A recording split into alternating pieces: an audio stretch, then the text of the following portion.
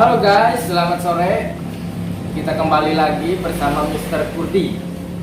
Jangan lupa like, komen, dan subrek-nya, oke?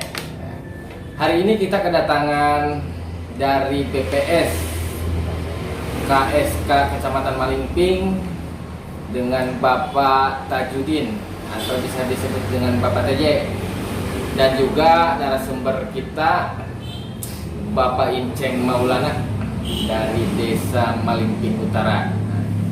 Kita mulai saja. Pertama-tama kita perkenalan diri dari pihak BPS. Hai, saya Tajudin alias TJ sebagai KSK Kecamatan Malingping BPS Kabupaten Lebak. Halo, saya Inceng Maulana, Sekdes Malingping Utara, alamat Kampung Pasirau, RT 01, RW 01. Terima kasih untuk kedua narasumber ini. Dan konten hari ini kita akan membahas tentang sensus penduduk. Apa itu sensus penduduk? Bagaimana cara memasukkan penduduk dengan cara online? Terus manfaatnya apa? Kegunaannya apa? Kita akan tanyakan langsung kepada Bapak Tajudin selaku KSK Kecamatan Malingping. Bapak Tajudin, dipersilahkan. Apa itu sensus penduduk? Baik guys, saya akan sedikit menjelaskan mengenai tujuan dan manfaat sensus penduduk, baik itu online maupun sensus wawancara. Yang pertama, saya akan menjelaskan tujuan sensus penduduk. Sensus penduduk adalah merupakan pendataan penduduk secara menyeluruh yang dilaksanakan setiap 10 tahun sekali. Data yang dikumpulkan dijamin dengan Undang-Undang Nomor 16 Tahun 1997 tentang statistik. Manfaat dari sensus penduduk adalah merupakan salah satu tujuan utama dari pemerintah, yaitu satu data kependudukan. Tujuan dari sensus penduduk 2020 yang sekarang ini yaitu untuk mendata penduduk, baik itu yang baru lahir maupun yang sudah tua. Pelaksanaan sensus penduduk 2020 ini ada dua kategori, ada dua sistem yang digunakan oleh BPS. Yang pertama, sistem yang digunakan sekarang adalah sistem online yang dilaksanakan pada tanggal 15 Februari sampai dengan tanggal 31 Maret. Dan yang kedua, nanti insya Allah akan dilaksanakan pada bulan Juli, dari tanggal 1 Juli sampai dengan tanggal 31 Juli, yang akan dilaksanakan oleh petugas melalui wawancara. Jadi begitu ya para netizen yang belum tahu tentang apa arti dari sensus penduduk. Itu kan. Terus pertanyaan yang kedua ini Pak TJ. Ya.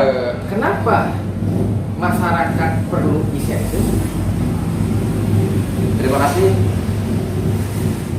Kenapa masyarakat perlu disensus? Ya. Yang pertama, pemerintah mempunyai tujuan. Tujuan sensus adalah untuk menyediakan data kependudukan, jumlah, struktur penduduk, komposisi penduduk, dan migrasi penduduk. Apa itu migrasi? Migrasi adalah pergerakan penduduk dari satu wilayah ke wilayah yang lain. Nah, BPS nanti akan mengcover jumlah migrasi penduduk dari suatu wilayah ke wilayah yang lain. Data sensus penduduk tersebut, Pak, itu nanti ngelinknya kemana-mana aja. Kemana aja. Contoh ke Capil kadang-kadang kita kirim dari hasil sensus penduduk dengan data Capil terkadang tidak sinkron itu, Pak.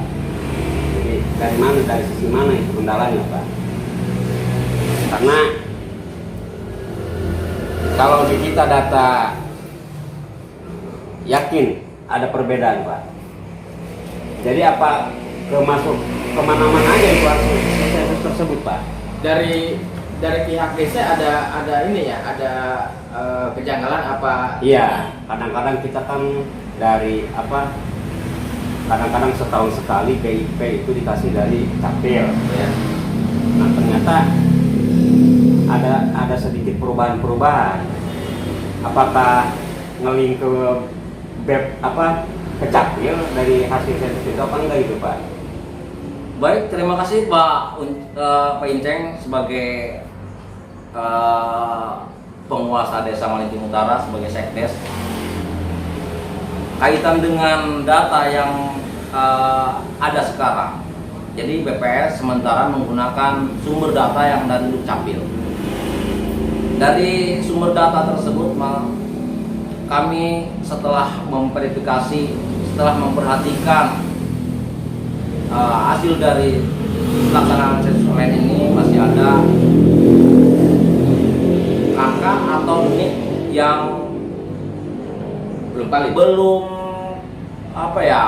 connect dengan data sensus online, karena mungkin masyarakat belum mengkoneksikan dengan kependudukan di Dukcapilnya, atau entah mengapa permasalahannya. Yang jelas temuan kami di lapangan masih ada hal-hal yang berkaitan dengan ketimpangan antara data yang ada di masyarakat dengan yang ketika mau di online kan. Ya justru makanya kembali kita ke pertanyaan tadi terkait ngelinknya itu hasil daripada sensus, karena udah saya coba data online ya. Kalau dikata itu orang tersebut ada, ternyata hasil online itu dia tidak masuk. Itu Pak TJ. Makanya tadi itu kita jangan gagal paham juga ya. Saya tidak menyalahkan dari dinas manapun, cuman faktanya seperti itu. Hasil daripada sensus dengan di Dukcapil ya, dari BPS dengan di Dukcapil kadang-kadang tidak sinkron. Seperti itu persoalannya. Kita di online ini itu ya, ikut data ya, di online ya. Ya. Kalau di data di KK itu orang tersebut ada, tapi di online itu tidak termasuk, sehingga harus ada penambahan baru. Nah itu makanya saya sudah menjelaskan Pak. Ya, saya kembali ke pertanyaan awal ya. Itu gini, kita jangan salah paham dulu, hanya sebatas mempertanyakan doang Pak. Itu ngelinya kemana-mana aja, biar nanti kita nyampe ke masyarakat seperti itu. Kalau kita tahu mah. Oke guys, itu pertanyaan yang memang kurang begitu jelas bagi saya. Hanya pemahaman saya, mungkin pertanyaan Pak Inceng, kenapa ada kakak atau nik yang masih belum connect dengan pelaksanaan sensus online. Nah itulah mungkin pertanyaan saya, udah bisa menangkapnya. Ini begini, jadi permasalahan yang kami terima juga dari Dukcapil itu tidak usah dikhawatirkan, karena mungkin saja warga masyarakat yang memegang kartu kakak pada saat ini itu masih belum mengkoneksikan dengan mengupdate. Pak TJ, saya tanya nih, ketika saya mencoba mengupdate data saya, keluarga saya, ya, kalau di kakak saya itu keluarga saya 6, ternyata setelah diupdate melalui sensus SP online itu ada 4 keluarga Pak, sehingga yang 2 keluarga itu, yang 2 anak saya itu nggak masuk. Nah di situ ada kata tambah, apa harus gimana Pak cara menambahkan itu? Baik Pak, terima kasih, pertanyaan yang sangat bagus sekali Pak. Nah, untuk kelangsungan yang lain juga ini mungkinan ada yang seperti ini. Jadi ketika ada data rumah tangga yang ART-nya belum ada di SP online, ketika kita membuka aplikasi itu maka ada keterangan di bawah tambah, maka silakan diklik dan ditambahkan, tulis sesuai dengan kondisi yang ada. baik itu nama, tempat lahir, tanggal lahir, dan tahun lahir. Kalau keadaan niknya itu masukin Pak? Termasuk kondisi atau keadaan niknya juga harus dimasukkan di situ. Ditambahkan. Nah setelah itu, kalau habis waktu sensus online itu kan kata Bapak tadi rencananya, bukan rencana lagi ya, ini merupakan program ini di bulan Juli nanti ada sensus untuk petugas ya, untuk di lapangan. Apa itu door to door ke rumah atau gimana Pak cara pengumpulan datanya? Apa dikumpulkan datanya, apa secara door to door kita ke rumahnya itu Pak? Baiklah, untuk menjawab pertanyaan tadi, terima kasih. Selanjutnya mungkin setelah pelaksanaan online ini, pada bulan Juli nanti kita akan melaksanakan sensus wawancara. Bulan apa? Pada bulan Juli. Juli, tanggal 1 sampai dengan tanggal 31 Juli akan dilaksanakan sensus wawancara yang akan dilaksanakan oleh petugas yang direkrut oleh BPS. Begitu Pak. Jadi nanti petugas yang akan mendatangi rumah tangga masing-masing. Petugas desa atau petugas BPS ya? Petugas yang direkrut oleh BPS. Oh, jadi bisa jadi petugas desa. Bisa kita merekrut itu dari desa juga dari warga biasa. Oh, bisa itu. Ya, Bisa. Yang penting di wilayah desa itu sendiri ya. Yang saya penting petugasnya. menguasai wilayah, paham wilayah, kondisi wilayah, terus hafal dengan karakteristik wilayah. Begitu Pak. Terus ada pertanyaan lagi nih Pak Dirjen tentang sensus penduduk ya. Kalau misalkan masyarakatnya sudah di SP online sudah ada lembar buktinya itu, terus sesudah itu nunggu apa lagi tuh? Sesudah dikeluarkan lembar kalau bahwa dia sudah membuat SP online. Oh, begini Pak. Jadi nanti yang mengeluarkan sensus online itu pihak BPS akan memprint out rumah tangga yang mana saja yang sudah melaksanakan online. Nah, hasil print out itu nanti akan diberikan kepada petugas yang kita rekrut itu. Jadi setiap SLR, setiap RT dan RW nanti ada petugasnya masing-masing. Kan satu petugas itu akan mencacah sekitar 4 sampai 5 SLS. Berarti yang udah SP online itu Pak ya nggak usah didatangi lagi ya, karena udah ada datanya dari BPS kan? Oh tidak Pak, tidak seperti itu. Harus Yang didatangin aja. sudah melaksanakan online juga nanti petugas wawancara SP 2020 nanti akan mendatangi kembali.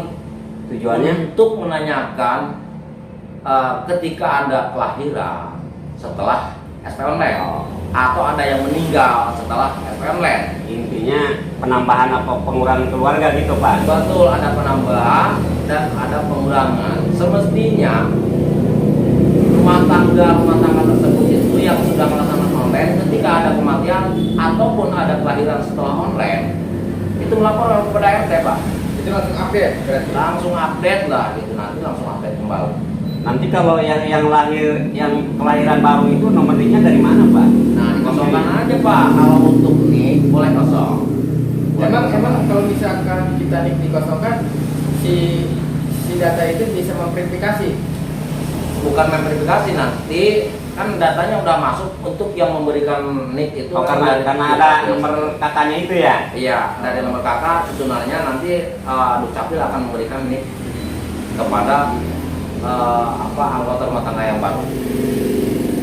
Kalau yang sudah ada NIK-nya silahkan masukkan oleh masing-masing rumah tangga yang melaksanakan update mandiri. Oh iya, terus ini sensus penduduk online ini pertamanya dari bulan apa tuh Pak? Mulainya. Pelaksanaan sensus online tadi saya sudah menjelaskan dimulai dari tanggal 15 Februari sampai dengan tanggal 31 Maret. Jadi Maret. Berjalan sekitar 1,5 bulan. Kalau misalkan dari lewat, misalkan kita memasukkan SP online itu dari bulan April, itu diverifikasi atau tidak? kalau lewat dari tanggal 31 itu sudah tidak bisa membuka aplikasi yang untuk pengisian, Pak. Jadi hanya berlaku untuk yang sudah melaksanakan update aja. Itu pun kalau masih ingat passwordnya. Terus si penduduk itu kalau misalkan tidak langsung melakukan pendaftaran di SP Online, itu bagaimana caranya? Untuk yang tidak melaksanakan SP Online nanti akan ketemu di sensus wawancara, Pak. Itu kembali lagi ya, yang tadi ya. Tugas itu ya. Oh, jadi ada 2 tahap. Ada 2 tahap pelaksanaan. Nah sekarang saya yang pertanyaannya gini Pak Teje, ketika kita ke lapangan petugas yang didatangi keluarga tersebut itu tidak memiliki identitas seperti kakak, nah di situ KTP kita ngambil datanya itu dari mana Pak supaya dia masuk ke data itu nanti di bulan Juli itu? Apa kita minta data secara manual aja? Bukan sementara, kadang ada aja yang di kita kendalanya kakak dia nggak punya, padahal dia udah puluhan tahun dari desa kita juga merasa kesulitan Pak. Itu bagaimana itu caranya Pak? Betul, tidak itu merupakan suatu hal yang tidak mungkin bisa diingkari oleh kita ya, bahwa ada orang-orang atau keluarga yang seperti itu akan kita temukan di lapangan. Nah, untuk pelaksanaan SP wawancara ini, itu semua warga masyarakat, semua penduduk didata dengan menggunakan papan. Untuk data yang lain sebagainya kita langsung lakukan wawancara, seperti tempat lahir, tanggal lahir, bulan lahir, dan tahun lahir, termasuk tempat tinggal 5 tahun yang lalu. Jadi kita mendata dari nol lah. Yang ke lapangan itu Pak, berapa bulan, sebelum 1 bulan apa berapa bulan untuk masa berlakunya Pak? Jangka waktunya penyensusan. Untuk yang mana nih Pak? Yang setelah online. Oh, yang nanti setelah di bulan, wawancara ya? Yang di bulan Juli. Gitu. Untuk yang pelaksanaan sensus penduduk wawancara itu dilaksanakan 1 bulan full dari tanggal 1 Juli sampai dengan tanggal 31 Juli 2020. Nah setelah hasil daripada itu sensus 1 bulan full berarti Pak ya? Iya. Nanti apakah kami atau si petugas nanti setelah beres di cover dikumpulkan oleh KSK, apa nanti ada pemberitahuan hasilnya berapa Pak? Maksudnya pemberitahuan hasil jiwa keseluruhan dari desa tersebut itu sudah barang pasti Pak. Setiap kita sudah melakukan sensus maupun survei itu akan dilakukan publikasi secara menyeluruh bulan, baik itu secara nasional maupun secara kewilayahan, dari level desa sampai ke level RT. Nanti Bapak akan tahu setelah hasil pengolahan. kira-kira di bulan apa Pak itu Pak setelah itu? Nah, biasanya kalau untuk pengolahan dan sensus wawancara menggunakan paper dan pengolahannya juga menggunakan sistem scanner, itu akan menghabiskan waktu yang cukup lama, sekitar 4 bulan. Jadi setelah 4 bulan pelaksanaan SP wawancara, insya Allah hasilnya akan kita ketahui bersama ya, secara menyeluruh. Terima kasih Pak TJ atas penjelasannya yang mungkin sama rekan-rekan teman-teman, yaitulah hasil daripada penjelasan BPS Kabupaten Pak Tajudin alias Pak TJ ya.